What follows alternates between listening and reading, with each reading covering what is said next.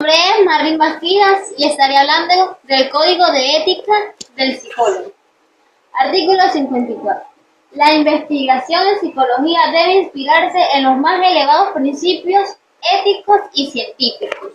Artículo 55. La investigación en psicología deberá ser realizada y supervisada por personas técnicamente entrenadas y científicamente calificadas.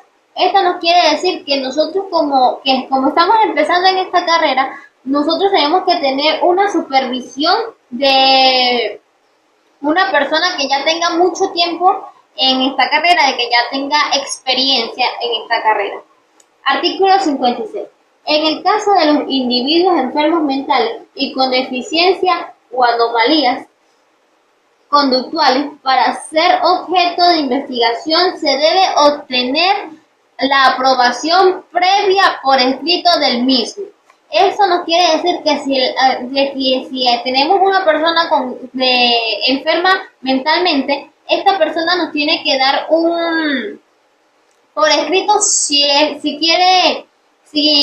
en realidad quiere ser objeto de experimentación.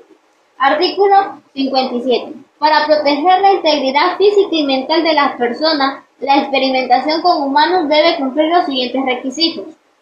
Todas las personas deben expresar con absoluta libertad su voluntad de aceptar o rechazar su condición de experimentación, salvo de los casos completados en los artículos anteriores. En la parte A, el individuo puede aceptar, tiene la voluntad, tiene su decisión, se respeta su decisión si él quiere aceptar o rechazar para ser objeto de investigación. Y como lo dije anteriormente, es algo que él tiene que darlo, si él lo acepta, es algo que tiene que darlo por escrito, de decir que así acepta ser objeto de investigación. Debe tener la facultad de suspender la experiencia en cualquier momento. Él tiene la facultad de que si de repente, ejemplo, ya tiene un largo tiempo avanzado en la experimentación y llega un momento en el que él decide que no quiere seguir en eso, esta persona tiene la facultad de decir no quiero más en eso, no quiero seguir más con eso. Debe estar suficientemente informado acerca de la naturaleza, alcance y fines y consecuencias que pudieran expresarse en las experiencias, excepto en aquellos casos en que la información pudiera alterar los resultados de la misma. Debe garantizarle la asistencia médica y psicológica necesaria durante todo tiempo, durante la experimentación y aún después de concluida esta, por las consecuencias que pueden resultar de la misma. De repente, aquella persona, al estar en aquel estudio psicológico, se le va ayudando, pero aquella persona hay algo que no la deja, hay algo que no deja que aquella persona le conte las cosas. Entonces, si decidió rechazar la ayuda psicológica, aquella persona debe garantizar la asistencia médica y psicológica después, así sea después de que haya suspendido sus clases, por si fuera afectada. Deben establecerse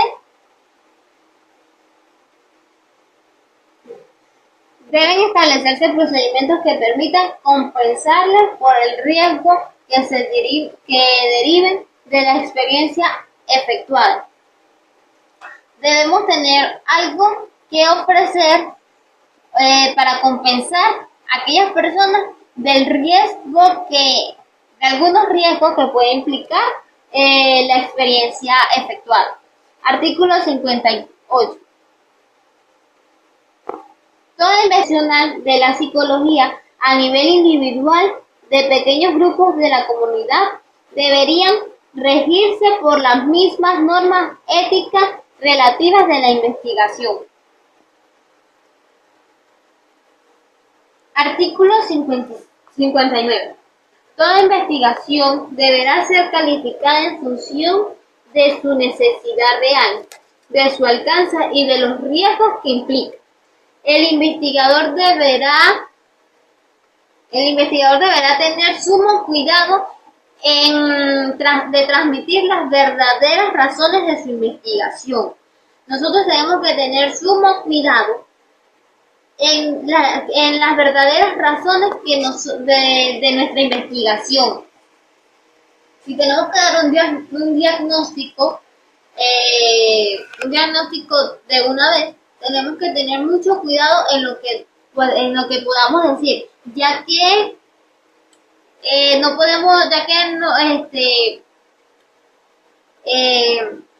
tenemos que tener sumo cuidado en él. Artículo 60. El investigador deberá garantizar el anonimato de las respuestas del sujeto sosteniendo la investigación y evitar anonimar la posibilidad de cualquier daño moral a aquellos. Hay que tener cuidado en el daño moral en lo que decimos, ya para evitar la posibilidad de cualquier daño moral. Artículo 61. El antiético informa a los sujetos de los resultados obtenidos en la investigación. Servirán para resolver algún problema sin esforzarse después de esta dirección. ¿Qué nos quiere decir esto? Que al resolver un problema con el diagnóstico, si tenemos algún paciente con el mismo problema o algo parecido, nos será mucho más fácil y no tendríamos que esforzarnos tanto. Artículo 62. El desacuerdo con los resultados de la investigación o estudio no es razón admirable para silenciar su publicación. Si comunicamos con otros psicólogos, con personas que tienen mucha más experiencia y no están de acuerdo con los resultados de esa investigación, no es motivo para suspender o silenciar su publicación. Artículo 63. Como científico, el psicólogo debe, en lo posible, comunicar el resultado de la investigación a otros investigadores. Nosotros tenemos que compartir nuestra investigación contra otros psicólogos, porque necesitamos saber la opinión de los demás que tengan mucha más experiencia que nosotros. Artículo 64. El psicólogo es personalmente responsable de la divulgación de su investigación y por lo tanto puede desautorizar toda publicación de aquellas que no se ajusten con su exigencia. Si sacaron algún otro comentario de la investigación del psicólogo, él puede desautorizar esa publicación. Artículo 69. El psicólogo, cuando un psicólogo acepta un empleo que impida o limita la publicación de sus resultados, del resultado de su investigación, debe insistir debe asistir cuando le sea posible en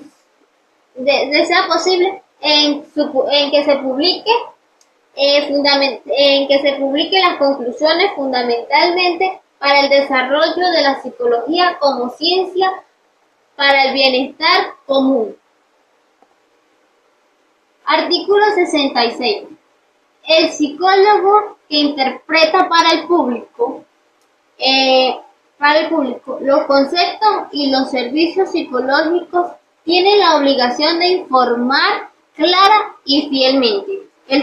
Aquellos psicólogos que interpretan para el público, como se dice en el artículo, tienen la obligación de dar la información, de dar el resultado a las personas clara y fielmente. No tienen que ocultarle absolutamente nada y hacerlo sin exageración. Artículo 67. Antes de permitir que se divulgue públicamente el resultado sobre los cuales hay desacuerdo entre los investigadores competentes, el psicólogo debe considerar cuidadosamente las consecuencias de tal publicación sobre la interpretación que el público le puede dar a esa publicación. El psicólogo tiene que tener mucho cuidado con la interpretación que el público le dé, porque a veces hay personas que malinterpretan las cosas. Entonces el psicólogo debe aclarar el resultado de su investigación para que el público no lo malinterprete, por decirlo así, más claro. Al poner información psicológica a disposición de periódicos y revistas, el psicólogo debe estar convencido de que es el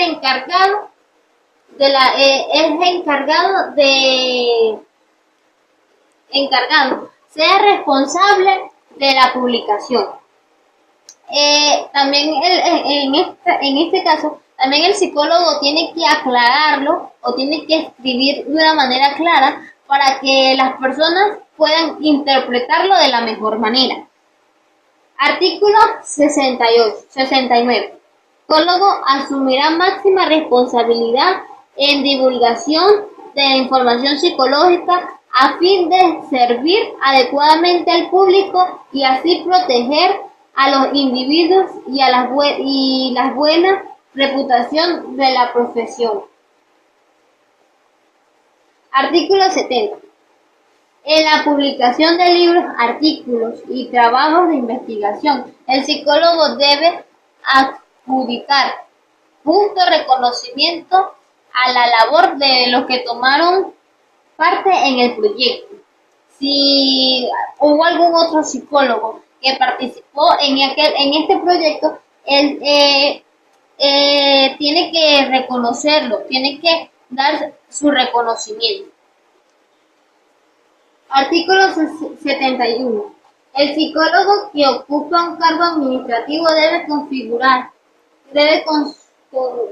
configurar como colaboradores en información profesional como si ha contribuido constantemente con su trabajo a llevar a cabo la investigación o a redactar el informe correspondiente.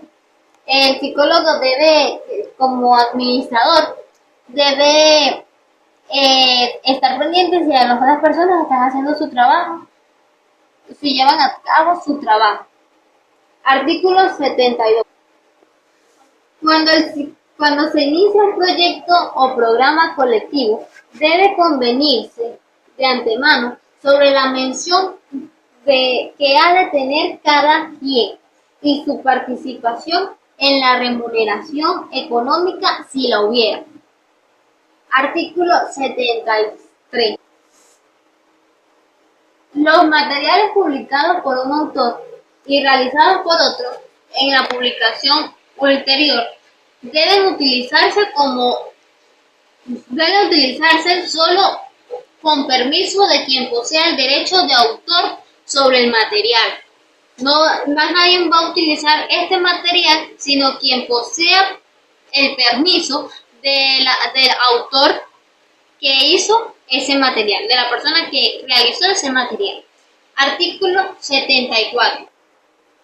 Los materiales preparados por miembros de una organización como parte de sus obligaciones en la misma y con recursos de estas son propiedades de organización. No hay otra persona que lo pueda utilizar siempre y cuando solamente los miembros de la organización. Artículo 75. El psicólogo que se proponga utilizar en su investigación o escritos datos perteneciente de la institución en la que está empleando, debe obtener previamente la autorización de la misma. Si nosotros queremos hacer investigaciones o o escribir en cualquier investigación un dato de la institución en la que estamos empleando, tenemos que tener la autorización de la misma. Buenas tardes, soy Yorbeli Jiménez. Hoy me tocó hablar del capítulo 2, deberes éticos de la docencia. La ética docente es la reflexión sistemática y racional sobre la acción educativa. El modo de comprenderse del docente es narrando su propia actividad pedagógica. En este sentido, un docente ético será aquel que se reconoce y comprende a sí mismo haciendo un bien a otros, bien hechos. La vida no es una serie de episodios experimentados de modo inconexos, sino la significación que le damos a esta serie de artículos y de acontecimientos en el marco de una totalidad significante. Sócrates decía que una vida no reflexionada es una vida no vivida. Capítulo 3. Deberes éticos, recursos e instrumentos de trabajo psicológico. Es un instrumento experimental que tiene por objeto medir o evaluar una característica psicológica específica o los rasgos generales de la personalidad de un individuo. Es deber de los psicólogos y de las empresas el respeto por la dignidad humana, la igualdad y sobre todo dentro del área establecida. Las técnicas objetivas serían test, cuestionario, inventario, entre otros. Capítulo 4. Deberes éticos frente a las autoridades públicas. Las organizaciones como las personas tienen una ética y un clima moral, y en el caso de las autoridades públicas, los principios que deben servir de referencia para la toma de decisiones surge del conjunto de valores mínimos de ciudadanía a partir de los cuales cobran sentido. Gracias. Buenos días, mi nombre es Paola Aldana. Me tocó hablar sobre el capítulo 6, 7 y 8 del Código de Ética. El capítulo 6 habla de los deberes éticos en el ejercicio institucional. Este capítulo trata de que pues todos los psicólogos deben velar por sus derechos y sus deberes. En la parte gremial, el psicólogo gremial debe luchar por la defensa de las prestaciones sociales, de la estabilidad del cargo, definir cuáles son los riesgos del psicólogo, los riesgos más que de la profesión como tal, luchar por los derechos de la mejora en la parte de la formación y que pues den como que la oportunidad de que los psicólogos puedan asistir a formaciones científicas, a capacitarse, pues, porque en esta carrera, como todo psicólogo, pues necesitamos siempre mantenernos en constante capacitación. También necesita luchar porque se respeten y se cumplan los principios de ascenso y de escalafón. También de que el psicólogo que vaya pues a ascender sea el que verdaderamente merece el cargo y no otro psicólogo que quizás por tener algún contacto se gane ese cargo. También pues debe de luchar porque por las condiciones del psicólogo que está en su cargo. O sea, que el ambiente sea el adecuado. Que el ambiente sea el adecuado para que ese psicólogo pueda ejercer su labor como tal. Conozco a alguien pues que es psicóloga y me comentaba, ¿no?, que en su trabajo, ella trabaja en una escuela de educación especial, las condiciones no estaban aptas para dar clase en ese día, pues ya que no había agua, faltaban algunos servicios y a nivel pues de directiva ellos querían dar clases y ella como psicóloga pues dijo que no, que el ambiente no estaba apto para trabajar con los niños y más cuando son de educación especial. Entonces nosotros pues como psicólogos tenemos el derecho y el deber de defender, de defender y de proteger nuestro entorno, que todo sea o sea, que nuestro entorno esté adecuado para nosotros poder cumplir nuestra función como psicólogos. En el capítulo 7 habla sobre el secreto profesional. Un capítulo que es sumamente importante, ya que como psicólogos debemos de mantener nuestro secreto, como, o sea, de no revelar alguna información sobre nuestros pacientes. Es sumamente importante pues ser discreto, evitar alguna situación donde sin querer o sea, consciente o inconscientemente revelemos alguna información sobre nuestro paciente. Claro está, hay ciertas como que cláusulas, ¿no?, donde nos permiten dar información sin violar nuestra parte ética, ¿no? Hay situaciones como cuando un niño es menor de edad, si la mamá o representante como tal nos pide un informe psicológico sobre el niño, el deber del psicólogo pues es darlo, ¿no?, facilitarlo. Igual cuando hay algún problema pues legal, si las leyes pues nos obligan, nos exigen a hacer un informe, debemos de hacerlo. También aquel psicólogo cuando trabaja en una institución pública o privada, si él mismo le pide una evaluación psicológica, él debe pues de realizarlo, y no estaría violando el informe, no estaría violando el código de ética como tal. Igual cuando por lo menos el paciente hace una demanda, una denuncia legal contra el psicólogo en su defensa puede usar un informe psicológico sobre ese paciente. También cuando hay casos especiales donde el paciente por, por su condición mental puede hacerle daño a otras personas como hacerse daño a sí mismo, y que el psicólogo puede en ese momento pues revelar información para proteger la integridad tanto del paciente como de las demás personas. También tuve la oportunidad de conocer, en mi ámbito, trabajo en un instituto educativo, pues había un caso de un niño que le estaba siendo atendido por el psicólogo y tanto la institución como la mamá le solicitó un informe al psicólogo del niño, para poder desde la institución ayudar al niño.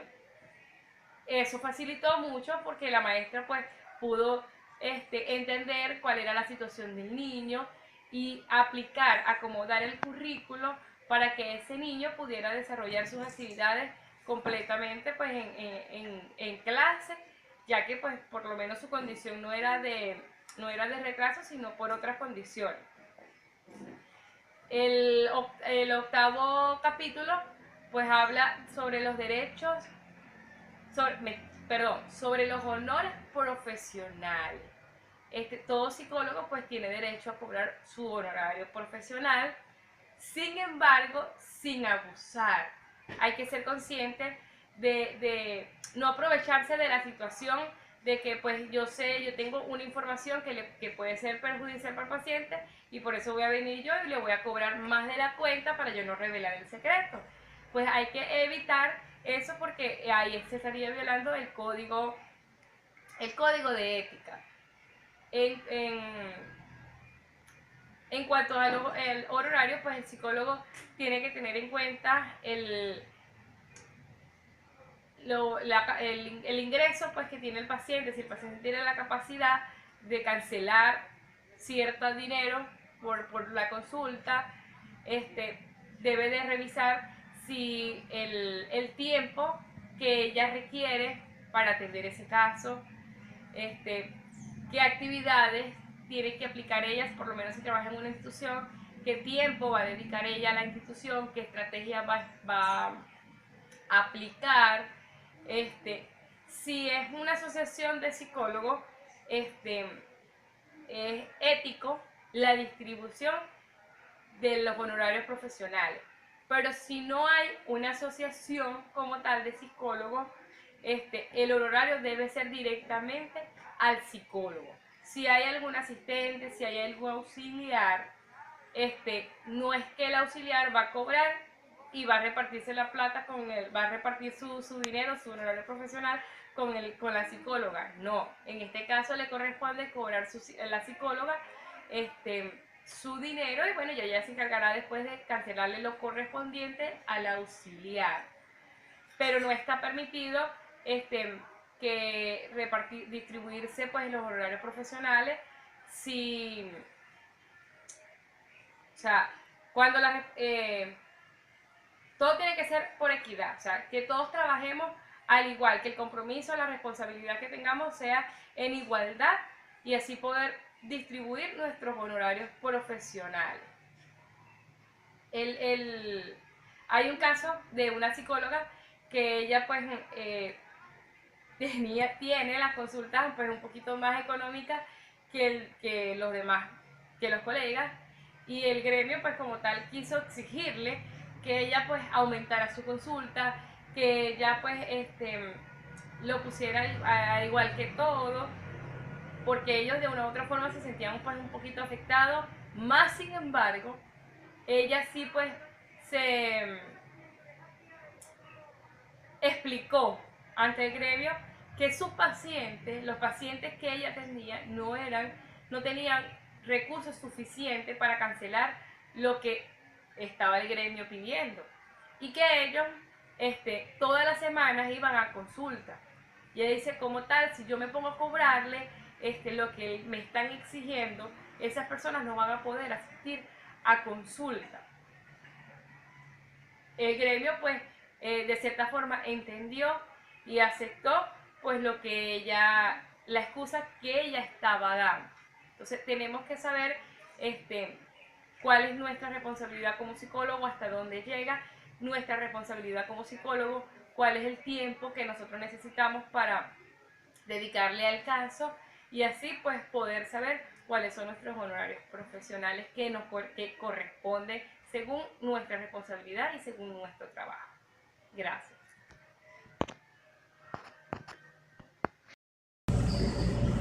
Buenas tardes, mi nombre es Tenera Casteblanco. Voy a dar inicio hablando acerca del capítulo número 9, que nos habla acerca de los deberes del psicólogo respecto a los colegas. Cuando hacemos énfasis acerca de este capítulo, podemos hablar abiertamente de los deberes que nos impone el presente código para tener una buena relación con los colegas. Más que una buena relación, una obligación de ética. Lo primero que encabeza esta lista es tener un respeto mutuo. Evitar hacer comentarios negativos acerca de los colegas, bien sea por preferencia religiosa, política, ideologías diferentes o antecedentes personales. ¿Qué quiere decir esto?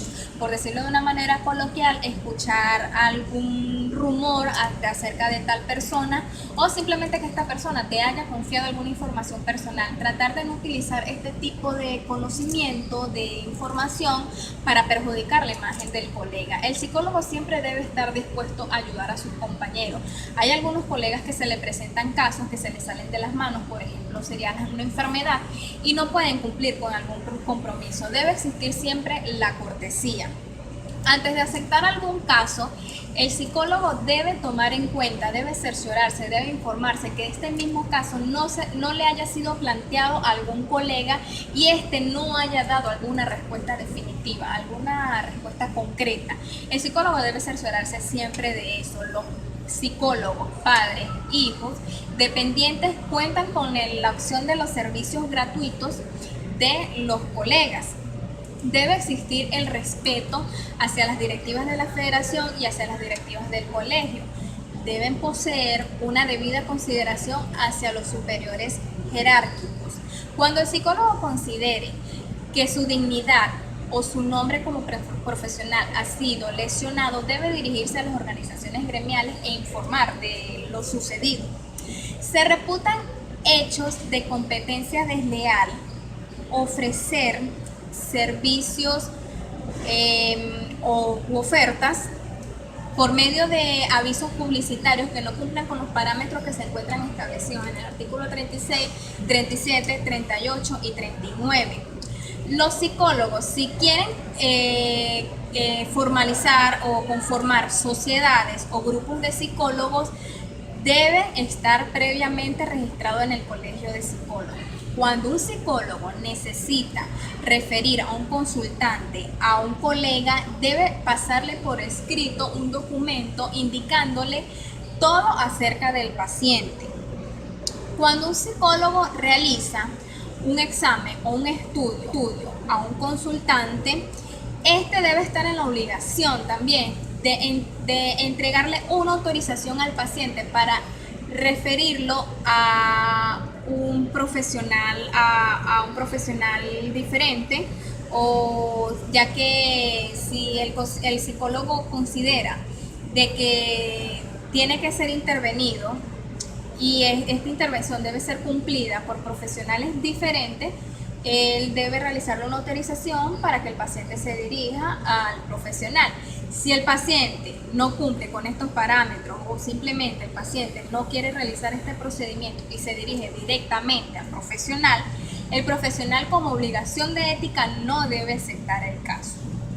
Ahora nos vamos para el capítulo número 10, que nos habla de los deberes para con el gremio. Son deberes ineludibles del psicólogo aceptar, ejecutar pronta, entusiasta y eficazmente las tareas que le sean asignadas, como también las tareas que le sean asignadas como integrante de alguna comisión especial del respectivo colegio. Pagar puntualmente las cuotas como miembro o integrante del colegio, también las correspondientes a la federación y al Instituto de Previsión del Psicólogo. Ningún psicólogo que no esté inscrito en el colegio no puede ejercer las actividades de la profesión. Antes de ejercer debe encontrarse inscrito. El psicólogo está en su deber mantener sus datos actualizados, bien sea la dirección de su domicilio, la dirección de su trabajo, los números de teléfono respectivos. Todos los colegios deben llevar un registro actualizado con estos fines. El que incumpla este reglamento simplemente será sancionado por los tribunales disciplinarios. Ahora nos vamos con el capítulo número 11, que nos habla de las sanciones y las causales que las determinan.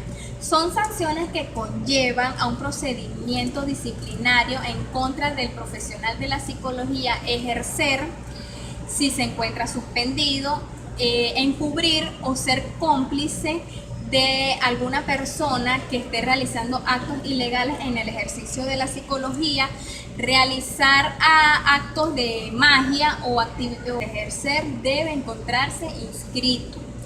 El psicólogo está en su deber mantener sus datos actualizados, bien sea la dirección de su domicilio, la dirección de su trabajo, los números de teléfono respectivos. Todos los colegios deben llevar un registro actualizado con estos fines. El que incumpla este reglamento simplemente será sancionado por los tribunales disciplinarios. Ahora nos vamos con el capítulo número 11, que nos habla de las sanciones y las causales que las determinan. Son sanciones que conllevan a un procedimiento disciplinario en contra del profesional de la psicología ejercer si se encuentra suspendido, encubrir o ser cómplice de alguna persona que esté realizando actos ilegales en el ejercicio de la psicología, realizar actos de magia o esotéricas y hacer creer que son procedimientos legales, cometer faltas graves en contra de las directivas, de las directivas de la federación, de los colegios, violentar lo que se encuentra establecido en el presente código, faltar a los pagos de las contribuciones legales y reglamentarias, y también cuenta como esto la reincidencia. Las sanciones que son aplicadas por los tribunales disciplinarios según la naturaleza de la falta y de la reincidencia son amonestaciones públicas, amonestaciones privadas y suspensión del ejercicio de la profesión. Por último, nos encontramos con el capítulo número 12, que nos habla de las disposiciones finales. Esto quiere decir que la federación y los colegios propiciarán enseñanza de cómo se encuentran estructurados los deberes para con la profesión. Todas las escuelas, todos los colegios de psicología del país deben ofrecer este tipo de enseñanza. Los colegios deben facilitarles a los psicólogos un ejemplar del Código de Ética del Profesional. Las escuelas deben velar por el fiel cumplimiento del presente código. El psicólogo, al ser aceptado, debe prestar juramento solemne al fiel cumplimiento de lo que se encuentra plasmado en el presente Código de Ética Profesional del Psicólogo. Gracias.